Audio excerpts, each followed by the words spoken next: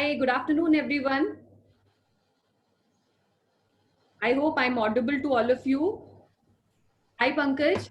I Yes, think Santrupt has joined us as Kamakshi, well. you are very well audible. Yes, I think Dr. Mishra has also joined. I can see him. He just put on his video and voice. We can give a minute to people to log in. I can see the numbers are almost touching 200. Friends, we have 200 participants already. I can see in voice messages Satish saying that yes, he can hear us loud and clear. Pratap ji and so many friends. So can I, GP, Pankaj? I can hear you as well. Santrupt here. absolutely. Thank you so much, Santrupt. Wonderful to hear your voice. Would you like to put on your video? We can just then get going and I can request Kamakshi to kick off. I thought my video is on.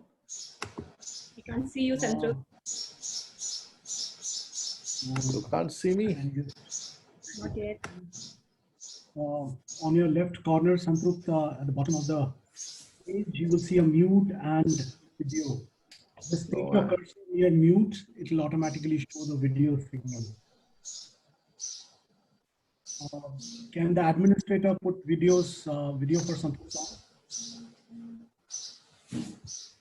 We'll do that, Pankaj. Just give us a second. We'll also try in parallel. I have clicked on that, but you know how technologies sometimes can be. Yeah, they don't work when we need them to work the most. But hopefully, You haven't still got my video. not yet, Santrupt. Okay, shall I log out and log in again? Yeah, probably once you can try because we have 250 participants and people are pouring in, so we can wait for a minute.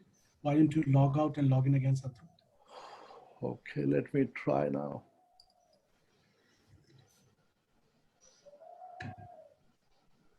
Okay, Pankaj, should I until then talk about few rules and then few things we have to take care of? Please go ahead, Kamakshi. So, good afternoon, everyone. Welcome to the first episode of our masterclass series, which we are, the theme of the series is the new normal. We are going to talk about various aspects of the new normal that we all are facing these days in our lives. The first one is decoding normal, and we have Santrupt and Pankaj who are going to take us through the session. Couple of points and some things that we all would need to take care of as we go through the session. This is a secure Zoom link you all are on to ensure that we conduct this session within timelines without any interruptions. For most of you, except for the panelists, we have disabled the audio and video controls. However, we would love to have your participation, and for that, at any point in time, if you have any inputs or any questions, please feel free to write about them in the chat window. We're going to be there. We'll ensure that any questions that you have, either to Pankaj or Santrupt, we will ensure that we ask them on your behalf. The chat option is right there in your screen. At the bottom of your screen, there is a bar. You see the chat option. You can just click on it and put your question there. You can either write it privately to me if you would like me to ask Santrupt that ways, or if you'd like, you can write it to everyone for everyone to read it too. Throughout the session, we have also planned for some polls, some interesting things that we would like to know your views on. So please do participate. However, if you think that they are intruding into your time with Pankaj and Santrupt, there would be a cross button right on the right corner, top corner. Please, you can cross that window from there and you can continue with the session. All in all, the session would run for about 60 minutes. However, would request if you can plan for a grace period of about 10 minutes, and that too because if we are not able to cover all the questions that you might have, we might extend it by 10 minutes. But essentially, we would do our best to wrap the session up by 4 o'clock.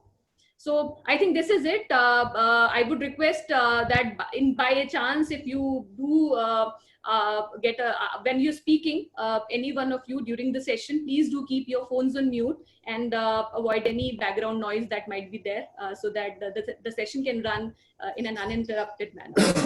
So over to you, Pankaj. Do we have Santrupt now on screen? Can you remove the first slide?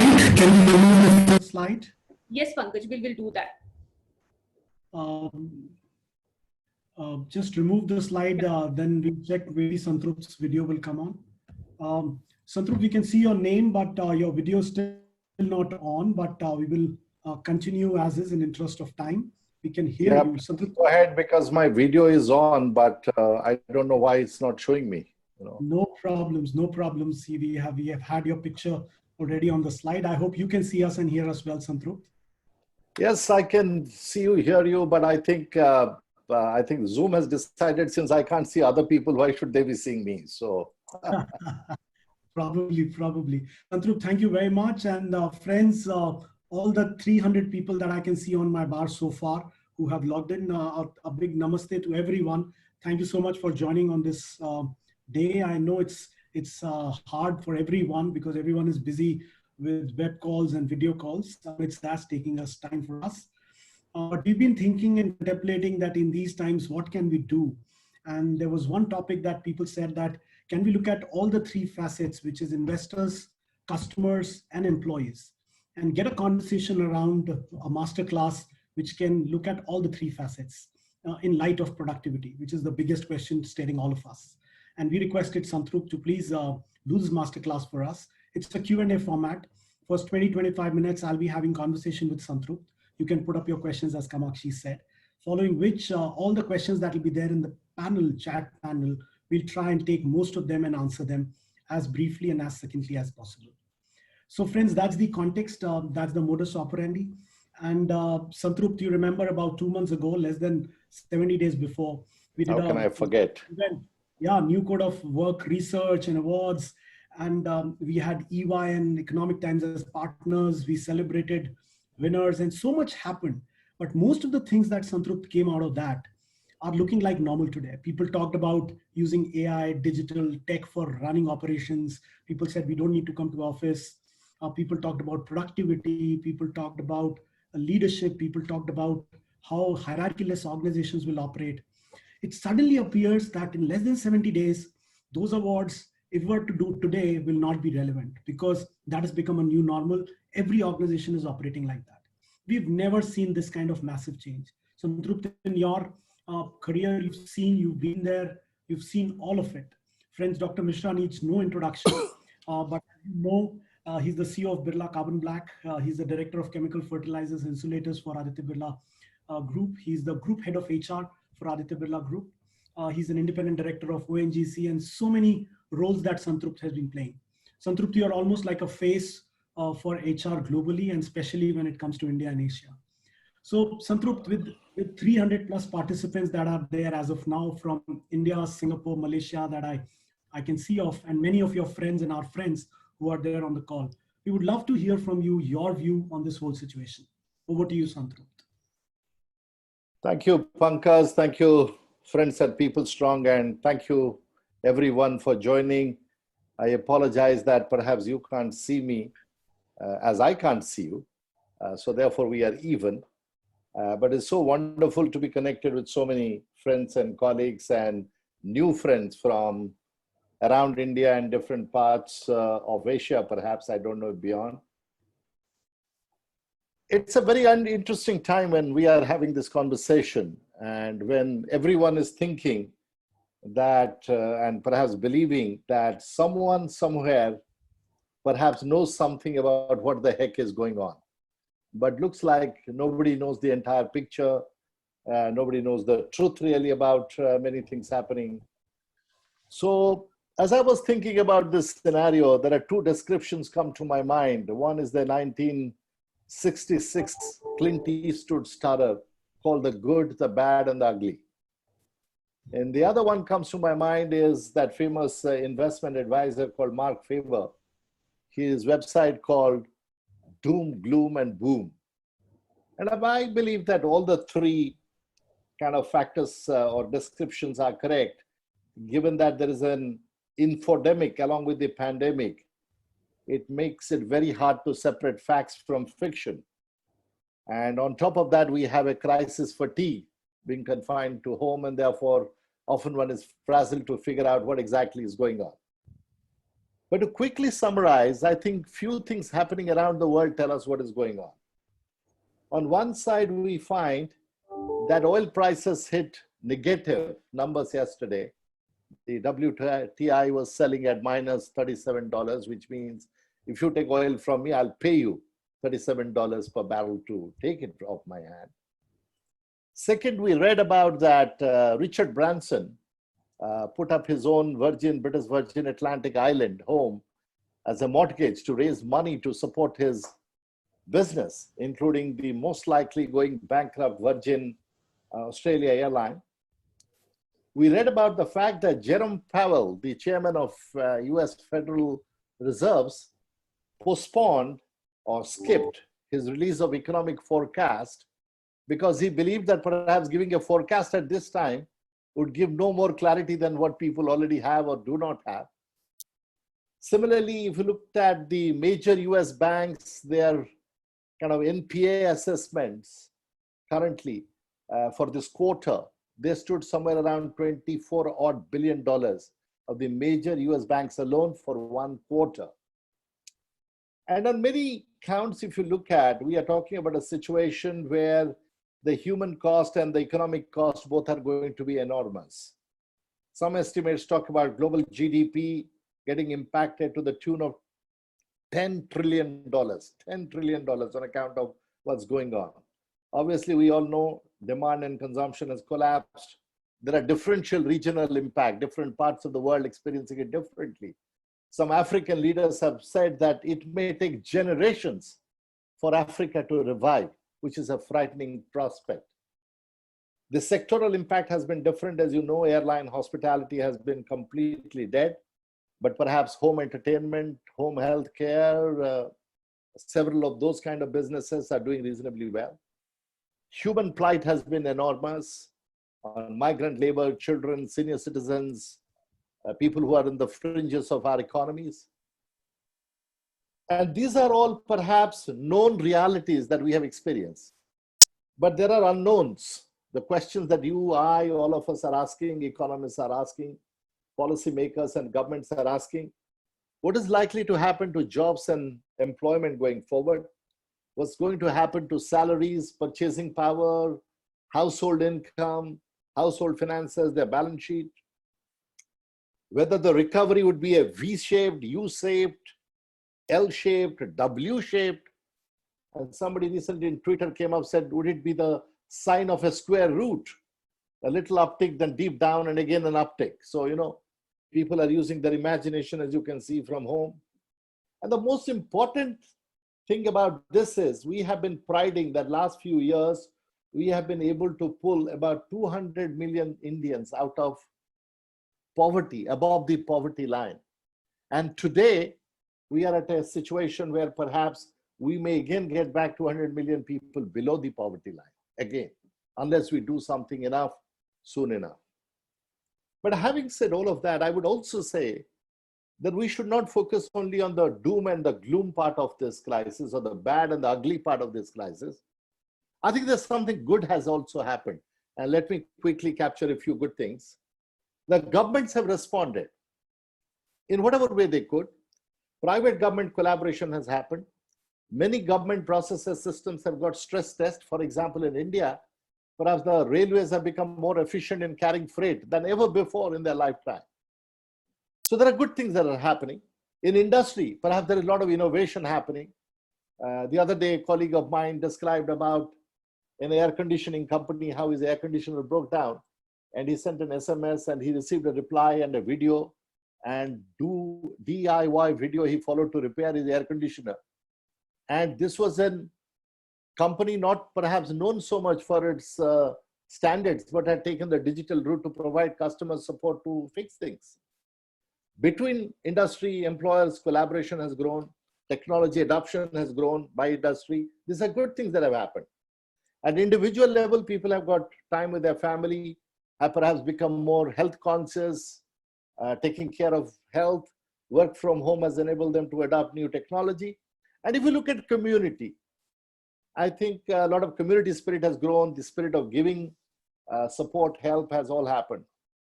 So therefore, going forward, I believe, Pankaj, that there is a tremendous opportunity for new leadership thinking. It has to be multidimensional, taking into interest of different stakeholders, multi-horizon timeframes, immediate, intermediate, somewhat long-term. It appears that Long term is antithetical to think about in this situation, but there are real opportunities. And of course, it is a time to act. And last point I want to make is that let's not forget the lessons of history. That Great Depression, World War II, 9/11, Chernobyl, Cuban Missile Crisis. The world has withstood the Great Plagues. We have withstood many human catastrophe and negative events of this kind. Maybe qualitatively this is different compared to even 2008 financial crisis. But I deeply believe that ultimately human spirit will triumph and we will come back, Pankaj. So therefore, let's not all focus only on the negatives. But I believe ultimately human spirit and leadership has taken us out time and again from crisis. And this time again, it will happen. Thank you. Thank you, Santrupt, for saying that and giving hope in this scenario. However, as we talk of this hope, when you look at this slide on your screen, if you can see that, it basically cracks a joke on the limitations that we all are living today with. There are challenges on mobility, Santrupt. There are challenges or constraints on resources. There are constraints, it appears, on everything. So Santrupt, when government is trying to lock down, are we killing the virus or are we killing the industry? You know, Pankaj, India is a non-violent country. We don't kill anybody. I certainly don't think we are killing the virus or the industry. What we are trying to do actually is containing the virus, to contain the spread of the virus, to make sure that our healthcare system doesn't collapse, and we are trying to protect the health of our people. I think you must remember, and I think all my colleagues on this call must remember, that every decision, choice, or option we exercise in life always has a cost, and there are collateral damages. So I think lockdown has disrupted supply chains, manufacturing, consumption, has increased credit risk, has caused NPAs, threat of job losses, all of that. These are all real prospects. So there is a disquiet, there is a concern, sometimes there is a criticism. But we need to kind of step back and ask, what options really do we have? Some call it death versus dollar, some call it life versus livelihood. But I think best thing I would say is at this point in time is not to make a value judgment about it. I think all decision makers have to make those choices and decisions.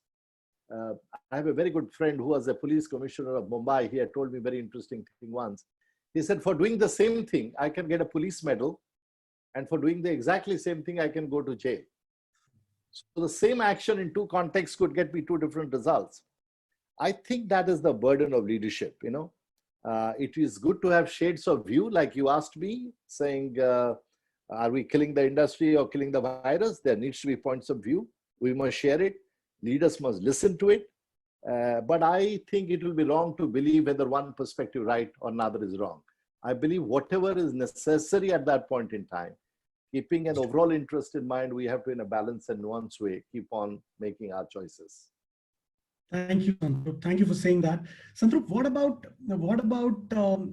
a situation where first time we are seeing, there's 2x2 that I presented a few days ago, and I realized that there are organizations who have intent to support the manpower, Santrupt. You know, if you see on the screen, the quadrant B, people who have positive intent, but they're commercially stressed. These are the organizations that we all want to help and give ideas. Many of us who are logged in are from this quadrant B. I would like to hear from you, what do we do, Santrupt, when customers go on strike? We've seen situations when trade unions go on strike, labor go on strike, pilots go on strike, but we've never seen customers go on strike. So this is the situation we face for the first time. Well, I don't know whether I would describe it as a strike, because as a student of employee relations, a strike is, to me, more a mark of protest, expression of disaffection, a pressure tactics, and is often a voluntarily taken decision through collective agreement between the workmen. But I think in case of COVID-19, the consumers first have been forced to stay home due to the lockdown. And of course, they're making some individual choices out of fear, even if there are opportunities not to step out in some parts of the world, including in India. So therefore, consumers not coming into retail stores, consumers not coming to buy is causing a threat to the business in the short run. But we've got to think about it as also it's an opportunity. It's a short-term opportunity to manage our costs, improve our cash position, liquidity, prioritize the investments we are making, and most importantly, identify in business good costs versus bad costs. We always have costs, but we can classify them into good costs and bad costs and decide on which bad costs need to be taken out. There is an opportunity for us to track consumer behavior, predict the rate of recovery, which part of consumer behavior is a permanent shift, which is a temporary shift, which new habits are being created by crisis. Take example of me. I love prawns and fish. I can't get it easily now. So I've turned into a vegetarian for a time. I don't know whether it's a permanent shift or a short-term shift. I know, Pankaj, you are a vegetarian. This may not be a great shift for you, but it is for me.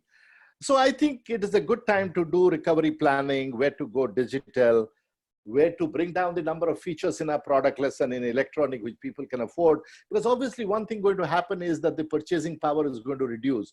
People may look for electronic gadgets with fewer features, smaller packages than bigger packages, because they will kind of spend less. And lastly, and most importantly, in the recovery phase, we'll have to win back the trust and confidence of customers. When I walk into a restaurant, I walk into a Madhura Garments retail store, if I were a customer, I would like to feel that I'm safe. There is hygienic practices. There is no overcrowding. Now, how do we kind of address all of this to build back confidence? The other day, I saw the picture of Mumbai Police Commissioner walking in Dharavi to inspire his police people and people that it is safe to be moving around, provided you are well protected, and that you need to obey the law. I was reading about a coffee chain whose CEO sat in the stores to inspire people, his employees, that being in the store is not a risk. I, as the CEO, I'm also sitting with you in the store. So I think both for employees and for customers, we need to win back their trust and confidence, inspire their confidence. And of course, delivery models may have to change.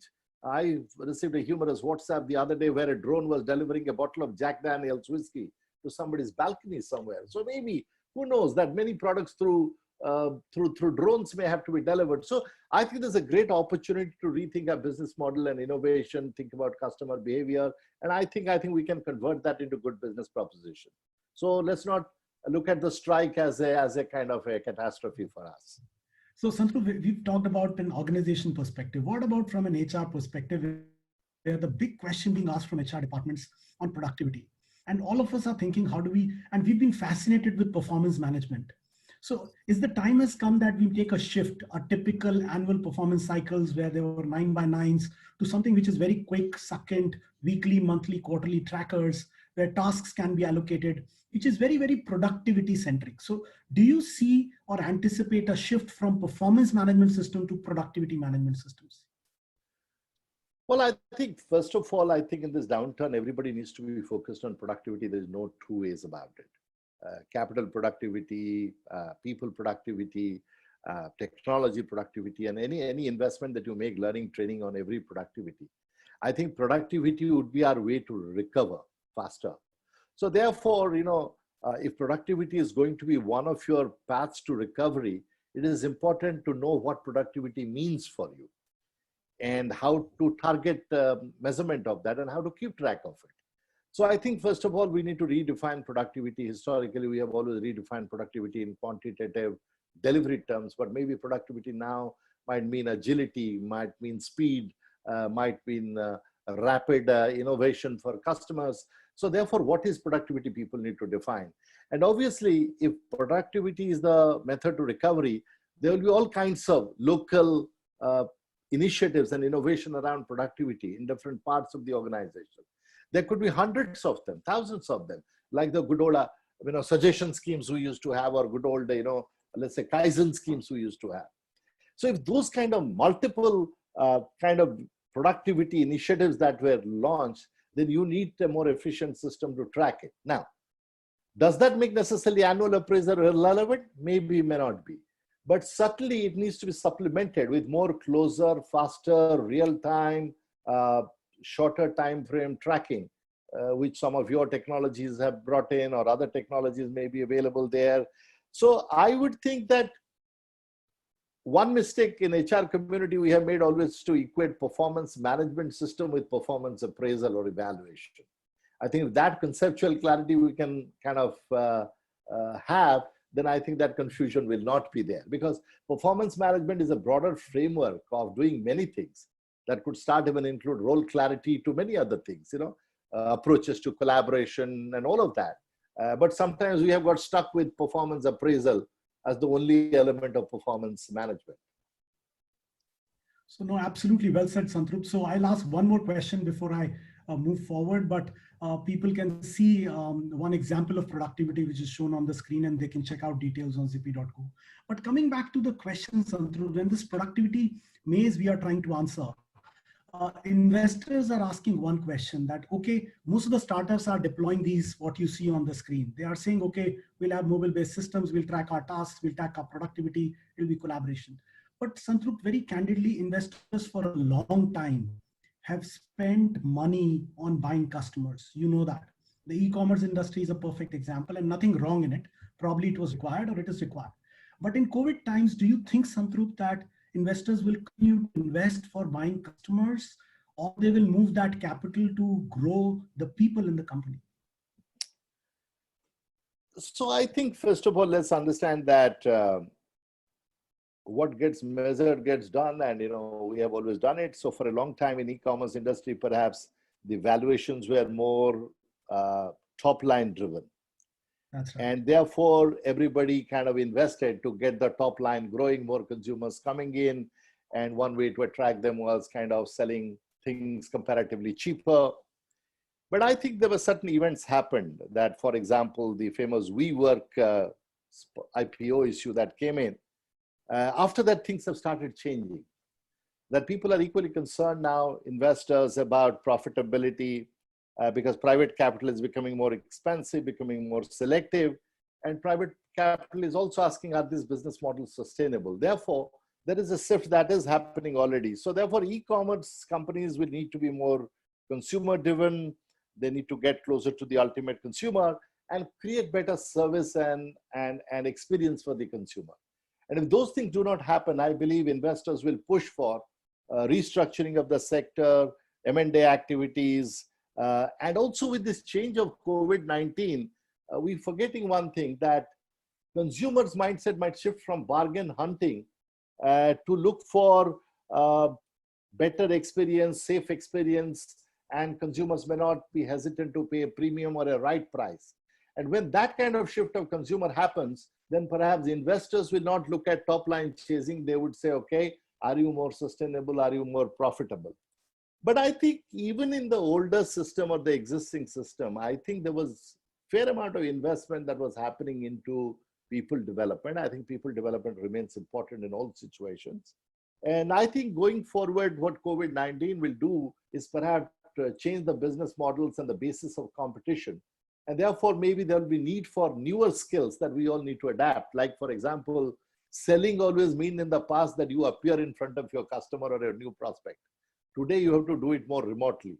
Now, we don't know how to be effective remotely, so we need to reskill and retrain people. Training always mean executive education meant that we came into a classroom. But today, a lot of executive education needs to be driven through, remotely, virtually. Now, train the trainer skills have to go virtual. Now we'll have to retrain a lot of people. So depending on what is the kind of space you are in, startup, new age, wherever, excuse me. So, I believe there will be a need to invest into people development. Sorry, go on. Absolutely. So there was a poll going on where people said that collaboration and productivity remains the biggest concerns for them, Santrupt. So what we are discussing probably is resonating. So I'm going to hold on to my questions. I have a big list, but I'll go and read out the questions that are coming on the panel. There is Ayushi Kabra who's asking, there are positive outcomes. However, many companies are opting for cost cuts by reducing salary or stopping recruitment. Would you like to talk about that? And how manufacturing companies will continue with their production? So this is one question that he has asked, Santrupt. Would you like to comment? Well, I think manufacturing companies, how they're going to start their production, that different countries are dealing with it differently. Within India itself, we are dealing with it different in different geographies. You will see district collectors in different parts of India have given different guidelines within the broader framework of the government. So I would say that this gradual ramping up back will happen by maintaining social distancing and caution. And I think would like to make a point, since so many people are on the line. I believe so far governments themselves alone have been the spokesperson of social distancing, hygiene, etc. But as factories open up, business opens up, I think increasingly the responsibility will shift to the employers. In fact, then there will be a force multiplier that instead of one agency, two agency, every day, every supervisor, every manager, every CEO is talking about safe working and hygiene and social distancing. I think people will carry it back more and more to their homes, to their children, to their family. I think without community participation, this cannot be restrained. Coming back to the job cards, salary cards, see, the first thing I will request all of us to suspend value judgments on this issue. Who does what, when, and how? I was reading a story about a US judge somewhere on the net or wherever, I can't recall now, that a lady was brought to the court to having stolen some bread or something, which was worth some $1, half a dollar or whatever. And the judge asked this old lady, why did you steal? You know stealing is not right. So the lady said, look, my son and daughter are not well, and they left their children with me. They were hungry. I had no money, and I had no choice. I had to steal it for them, not for myself. So the judge put a fine of $2 or $3 on the lady, but said everybody present in the court needs to contribute 50 cents because this community could not help a hungry woman to survive at that point in time. And we need to share the burden. So the point I'm making is without the community participation, this cannot be done. I think as we open up and go back to work, we will all have to participate. But what I'm saying is we must not make a value judgment. An employer has to make an assessment. Do I need to reduce headcount? Do I need to reduce salary temporarily to retain jobs? All of these are trade-off decisions every leadership will have to make. Like a doctor makes that it has to ampute leg of one patient to protect the life. So I think the best appeal I would make through my HR community, my friends, colleagues listening and all others, that there is far too much of moralistic discussions we are having about it. But I would urge that I'm sure every employer, every HR leader, everybody is conscious of the fact that we need to protect those who are suffering, those who are marginal. We need to kind of make sure that employment is retained. But then if the whole business does not survive, then nobody's employment will survive. So it becomes a choice that do you kind of protect employment of 90% by sacrificing 10%, or trying to protect the 10% more, you are putting at risk everybody else. So these are executive decisions every company will have to make. I would think that we should suspend judgment on these issues, but we must believe that everybody is well-intentioned. They will try their best to protect their people. After all, they have invested, they have trained those people. But having said that, we must not also forget that, as I talked about good cost and bad cost, there are also employees in organizations who neither want to learn, they're stubbornly indisciplined, inflexible, and all of that. Now, I don't know what value judgment to make if somebody decides that in the interest of productivity, these people are not productive players of mine. So I think it's a very complex and a difficult issue. We should believe in the honest intent of all management to do the best thing for the largest number of people. But there would be some pain that all of us will have to share and be willing and be prepared for it. Excellent point, Santrupt. This value judgment is a big, big need at this hour. And actually in the next probably webinar, we'll discuss on manufacturing. We'll have JK from Amar Raja and Hardika from a financial industry. So it'll get further elaborated. Santrupt, another question which is coming from Prem is that do you foresee that a lot of companies shifting their manufacturing bases in India as compared to China? Now, if the question of Prem is whether they're going to shift from China to India, I've been hearing this for a long time, that we are a democracy, they are a communist country, this, that, and all. We did not see any significant shift in the past.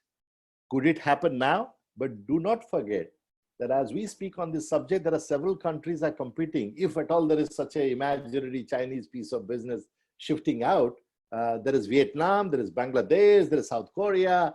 I think there are half a dozen, Indonesia, half a dozen countries that are competing for that business. We, as India, as Indian management, the government, policymakers, trade unions, individuals with a work ethic need to figure out what is the unique value proposition we can offer why anybody wanting to shift their manufacturing must come to India or choose India over other countries that are available. But I don't think it's going to be an easy and automatic process. It is not as if we park two 747s and 3 aircraft carriers, every manufacturer just will put their plants into it and bring them to India. I don't think it's going to be that easy a process. Yeah, it's not going to be a straight yes. So Nidhi is asking a question that, Santrupt, is there going to be a shift from greed to need? Well, I think whether there will be a shift or not, I think we will all be encouraged, influenced, hopefully pained to restrain our greed and be more empathetic, mindful, conscious about other people's need. We need to understand that living in our nice houses, sometimes secure jobs, perhaps somewhere this whole mindset of giving back and caring for others, telling people that we care and we are there for you when you are in difficulty. I think that spirit needs to be revived in India, and this is a unique moment to do that. Obviously, there is a human nature. Some of us will continue to remain greedy, hungry. I saw the ugly part of India during acquiring protective equipments for Government of India on behalf of Aditya Birla Group. And I certainly found elements of hoarding, profiteering, and all kinds of going underground, all kinds of behavior. It did pain me that people were discussing how prices have gone up just because the demand has grown for protective equipment. But always there will be this minority that will be there in every society.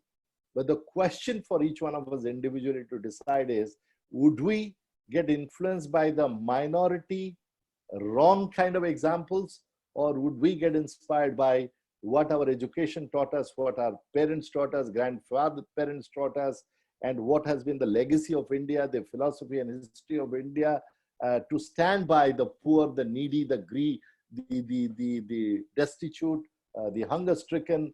So I hope that India's this crisis awakens more public spirit than we have historically seen. Thank you. And Santrupt, our GP Rao is asking that what will be the challenges to priorities for HR teams when they get back to work, whether physical or virtual? Well, I think priorities would be to recalibrate their own priorities, to say, what had I planned to do in December, January for the next, in 2021 financial year, and therefore, what do I need to change now, And therefore, the shifts would be around the issues that we talked about: productivity, employee health. A lot of employees would be very anxious, their own mental well-being, mental health, and counseling them. I think massively retraining people as business models shift and perhaps working issues shift. So I think every sector's priority will be different. For example, healthcare sector's priority would be, it was very interesting that it was discovered in many parts of the world that in many hospitals, many healthcare professionals were never trained how to use a ventilator. Now, when you're mass scale, you're getting patients that may need ventilator, you need to do massive retraining on ventilators. Now, there will be different kinds of wake-up call in different kinds of businesses. And those wake-up calls should determine the short-term priorities. And obviously, more nearer-term issues have to be brought forward. More longer-term issues need to wait. The new competency framework can wait 8, 9 months, 10 months to be launched, because world is not going to come to an end if I do not have a new competency framework or a talent framework. But then again, figuring out where could I deploy the best talent for a transformation on a stressed business. Well, a lot of businesses will get stressed. So they would require different kind of leadership at that point in time. So moving people around quickly, putting the right person at the right job, depending on the stress point that is there. So every sector, every business will need different kind of reprioritization based on what are the pain points, what are the emerging issues, what are the opportunities also. So it's very difficult to generically answer that question, Oh, sure. And you, Santrupt, touched upon healthcare. I was reading on Twitter that nurses and doctors should get paid more than the software. So it's all over. There is that angst that people have. But let me read out another question from the panel of Rashmi. She says that what are the long-term changes you see in the HR world? And Santrupt, I had an extension for that. A lot of customers that I looked at it, we have hospitals and many others who got back and said, hey, I don't want, for instance, payroll has become very important, Santrupt. They said, I don't want payroll as a service, the payroll outsourcing. I want payroll as a product. Let me just do it. Let me connect my multiple systems. Let it take inputs very quickly and give me the desired output. Why should I need an outsourcing partner?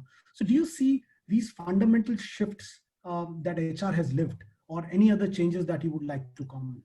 No, I think so. As I said, technology investment in HR will grow multiple. Anytime, anywhere, HR, all digitally served from a distance, remote location, collaborative tools are working. All of this will enjoy precedence. Second, perhaps, is going to happen is talking about that in our leadership development and assessment, how much of emphasis we have given so far on mental resilience. I believe that going forward, as these kind of crises become more frequent, I think you would need more and more leaders who have mental resilience. I do not think mental resilience has been as a defining feature of leadership in our thought process in the past. And I think that's going to come to the fore. So I think pretty much in every area, we got to ask what has shifted, what is shifting, and therefore, what is that I have been doing so far that I need not do or I need to do differently. I think the entire hiring process perhaps may change, because a lot of those video resumes, this, that, and all appear to be fancy things earlier. But this might get real. To be very honest, 14, 15 years ago, when I introduced telemedicine in Aditya Birla Group's remote factories, I faced a lot of resistance. People started laughing. What is this telemedicine he's talking about? When I put the nuance in back of beyond places like Lenukut, Nagda, doctors were resistant. My local people were resistant. Today, everybody and his cousin is running to find telemedicine so that I can avoid going to hospitals and clinics and all of that. So I think maybe in Aditya Birla Group 15 years ago, we thought about it. But I think every organization today has a wake-up call to think 15 years, 10 years ahead to say, how is this going to change employee behavior? For example, maybe earlier people, when we were joining in the companies, used to ask about your career path and my growth. Today, they might ask about your healthcare practices, your health insurance practices, your wellness practices, your family practices, your technology availability to work from home, the flexibility. I think a lot of those things suddenly will change and come into fore, maybe differently in different countries, not at the same pace in every sector, every country, but those are bound to happen. Going back to your question on payroll, see, as companies invest more and more in technology in their own companies, there's an interesting phenomenon that might develop, that it is all about local. It is all about in my control, under my roof. It is all about internal housekeeping, internal maintenance. I was amazed to see that at some point in time in our history, in last 15, 20 years perhaps, a factory having a housing colony became a laughing matter. What do you need a housing colony for? These are wasteful expenditure, don't do that. I certainly found that those where we had housing colony, we managing our employees and reopening the plant or running the plant became far more easier than where I had to ferry people from far off places. So therefore, keeping in line with that, I believe that there will be some who will be tempted to bring their payroll processing inside. But it's very difficult to say whether that's going to be a completely U-turn from outsourcing back to in-house. But yes, given the temptation, logic, and all of that, some people will certainly consider that. But I don't think that's going to take away outsourced payroll processing completely. So I meant was that people will take more products than services. Fair point, Santrupt. Another person asking a very good question, Santrupt, which is Vijay Jamwal. He's saying he's playing a senior role in his organization. He's saying, what can I do to make myself relevant, and how I'll become more productive and efficient and valuable in these times? It's a very nice question. A lot of us don't ask this question, but what do you think we can do ourselves, Santrupt, to come back and become relevant in these times which are hard? And these are all going back to basics. I was reading somewhere that is compassion the new normal. So I think Bimal Rath posted that. So do you want to take a take on it? Well, I think, the first thing we can always begin with by being more reflective. Who am I? What has been my life's journey? What's been my driving force? What do I do well? What I haven't done well that I could do well? Personal productivity, we all are prisoners of our habits. So we need to examine the habits of our time consumption, the way we make decisions, why we procrastinate, what kind of decisions we don't like to take, therefore we procrastinate, what kind of decisions where we are too hasty, too slow.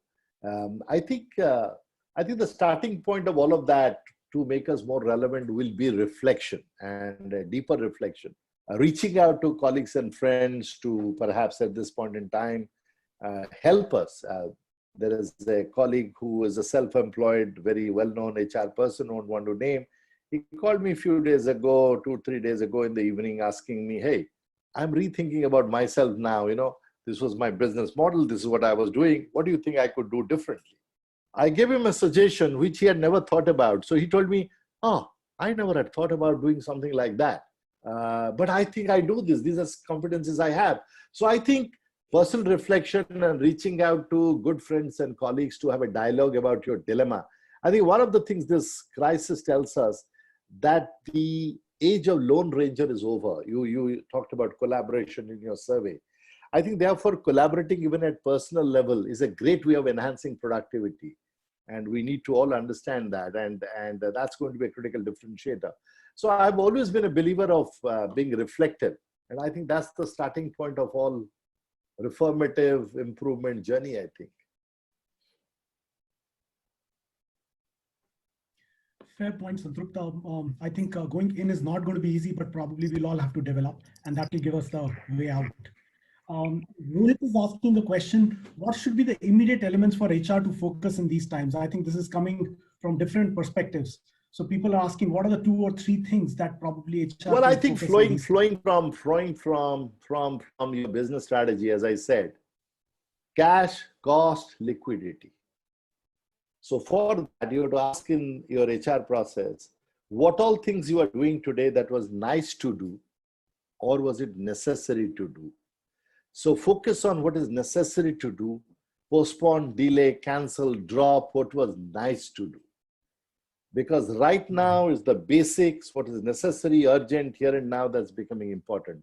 So I think those are the filters one needs to use to ask, what was in my thought process, plan, work action was nice to do. Okay, I could do that. But let's say, for example, I was using more coaches and mentors from outside.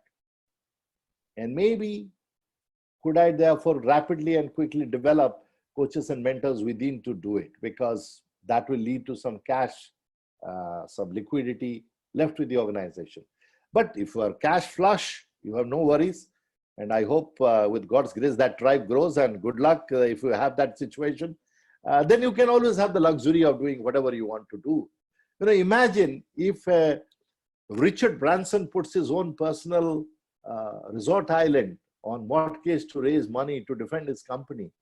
We as salaried employees, HR leaders, HR heads, training heads, recruitment heads, need to much more deeply think about that all the costs and expenses that we generously used to kind of take because we were cost centers, we didn't have to earn it. We need to be a lot more particular as to why am I going to spend on that? What is the connect directly between what I'm doing and the business strategy that's being done? How will it impact the outcomes? Will they be good? How do I measure the impact of my outcomes? So I think slowing down, recalibrating, rethinking, finding cost-effective alternatives to every HR activity that we have done. All of this will be an important part of what we can do.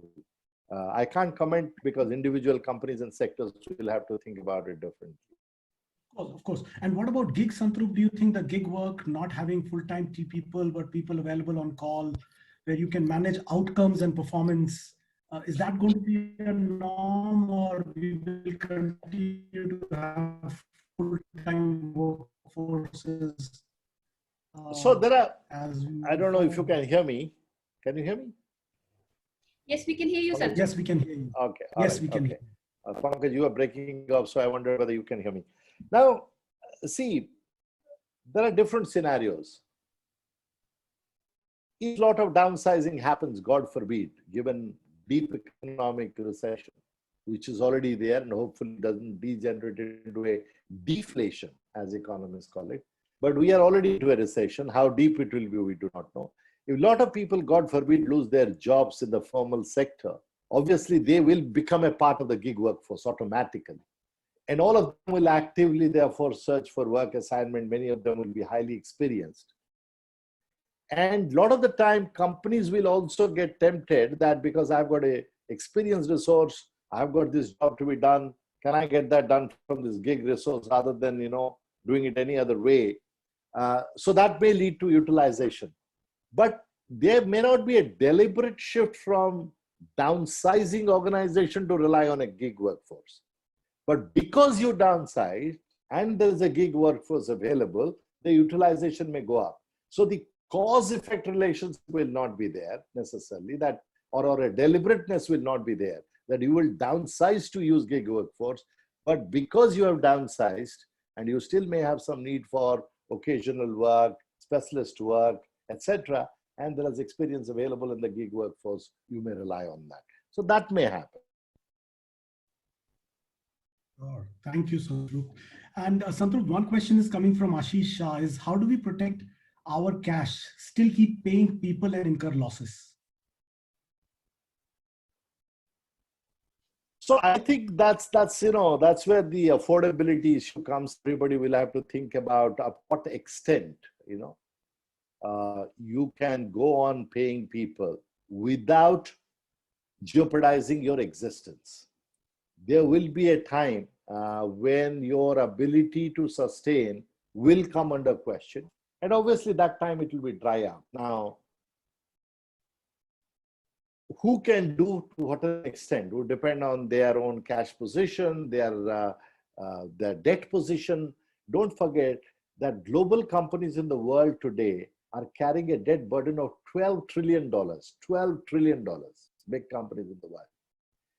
Now, therefore, your indebtedness, your cash position, your recovery shape that is going to happen, how fast it is you're going to see your cash flow coming back in, all of this would determine how much you can afford it. And the day you realize you can't afford it, then you'll have to think of alternatives. But at this point in time, every CFO, every HR head together, CEO, they are creating those scenarios to say, if I take this path, how far can I sustain? If I take path B, how far can I sustain? And when I cannot sustain, what will be my backup position, what fallback position, my plan B? So I think every organization is currently doing that. And I think just remain clued into your organization's thinking on that, on the big picture and the analysis your CFOs are doing. Oh, interesting. So Santrupt, do you have, Sonal asked this question, do you have advice for executive search or recruitment companies? We also have a company called Tag. So what your advice? This is the time that everyone is wondering what to do.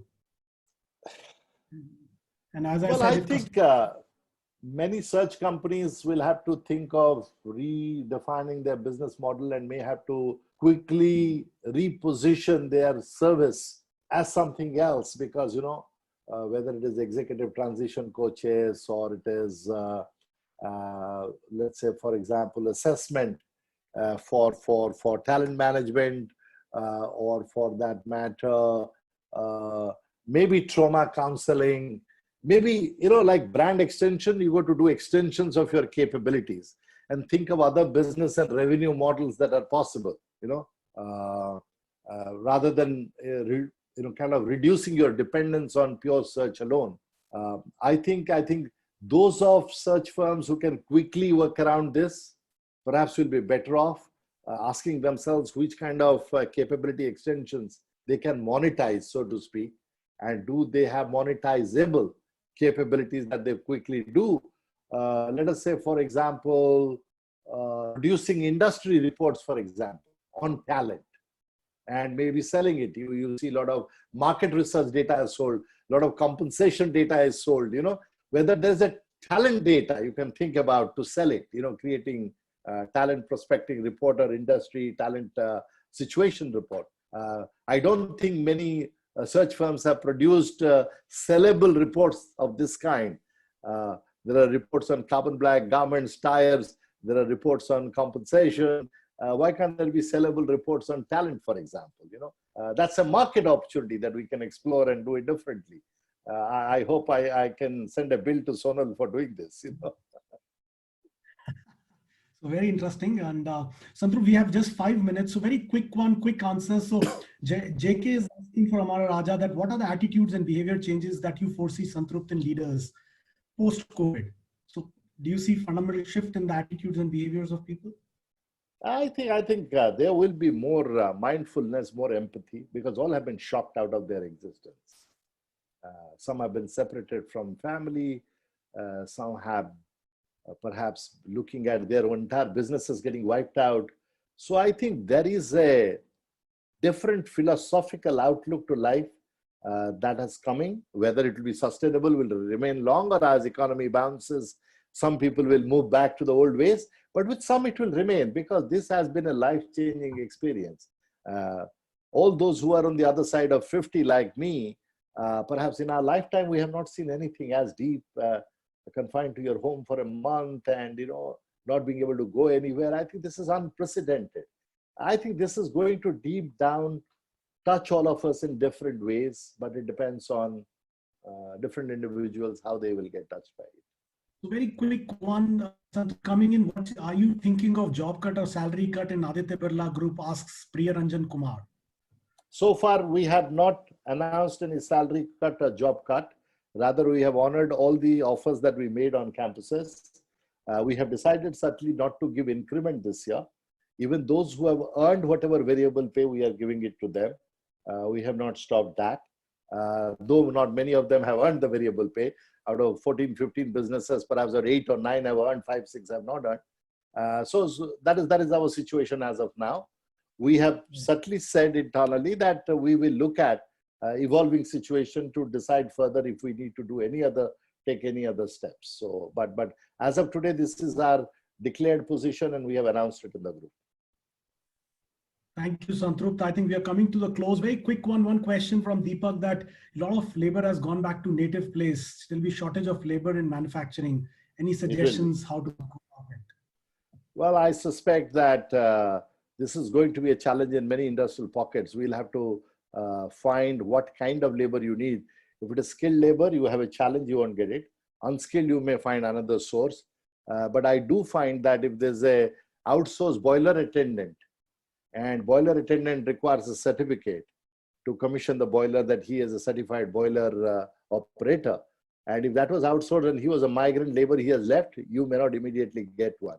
So this is where, again, you want to rethink how do you de-risk your operations model, which appeared to be attractive earlier through contract, this, that, and all, no longer seems to be a viable and attractive proposition in a crisis.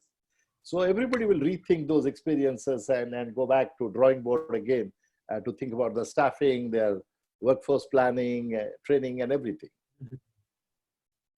So Santrupt, last question. Samir Mathur asked that government of India has notified that company directors will be held responsible for any positive test case in their company. So will it? Well, I know that, yeah, this has become a controversial subject. I know that many industry and business chambers are taking it up with the government. Perhaps it is not meant the way that it has come up. We'll have to wait for the government to clarify it. I'm sure there will be a clarification that will be there. If company directors are held responsible, then certainly we'll have to call them as God, no longer as company directors, because, a God only, I believe, creates all these, infections and, viruses. But on a lighter vein, Pankaj, in digital world led by you and colleagues like you, we talked about the word viral so much that the real virus decided to make itself appear and be available. Said, why should you go all this digitally viral? I'm here, I will go viral. And maybe we are suffering from that. But anyway, I wish all our listeners that they stay safe wherever they are, and pray for your families, remain healthy, and hopefully someday we'll physically meet again, Yeah, thank you so much, Santrupt. There are so many questions. Satish Pradhan, Purvi Seth, Ashwani, Amit. I'm so sorry that I'm not able to take them. Deepak Pawar, Swas, there are hundreds of them rolling down. But we will take them out probably offline, and we will create notes of this session and circulate it back. There are few people who couldn't log in. We had 500 participants. But I'm handing over back to Kamakshi, and if she has a slide she can put up on what's happening. I still want you to stay safe. And there is a slide that basically share, even if you are not able to explain the logic to your grandchildren, how a bad soup in China led to toilet paper shortage, don't worry. These are business challenges. We will sort it out. And as we move forward, so I hand over back to you, Kamakshi, for the closing. Thank you so much once again, Santrupt. It's been fantastic. And thank you all the 500 people. And keep washing your hands. Don't look at this picture. Over to you, Kamakshi. Thank you so much, Pankaj. Thank you so much, Santrupt. I think we all learned a lot listening all of you, both of you speak on various aspects of the new normal. There are many questions which remain unanswered, which of course we will do that in the coming couple of days, and we'll share a summary too, as you said. We'll continue to share more aspects of the new normal. The next one we're saying, wherein we're trying to decode productivity. We'll have Sandeep, who's our president and board member at PeopleStrong. He'll be moderating a session with Hardika, who's the CEO of Kinara Capital, and Jai Krishna, JK, who's with us today as well, who's the president Group HR, New Business Development and Corpcom at Amara Raja Group. They're going to discuss a very case study led, it is going to be a case study led session, wherein we are going to decode productivity into different sets of industries. So we look forward to having you there. It's on 30th April, 3 to 4 p.m. We've kept the time same. So we look forward to having you. We'll make sure you get your answers, which you are asking from Pankaj and Santrupt. Please stay in touch. Let us know if there is anything we can do to make these sessions more meaningful. And stay safe, stay healthy, everyone. Thank you. Thank you so much for joining in today. Thank you, Kamakshi. Thank you, team. And thank you, Santrupt, once again. And thank you, everyone, for logging in. Thank you. Bye-bye. All the 500 people, thank you so much.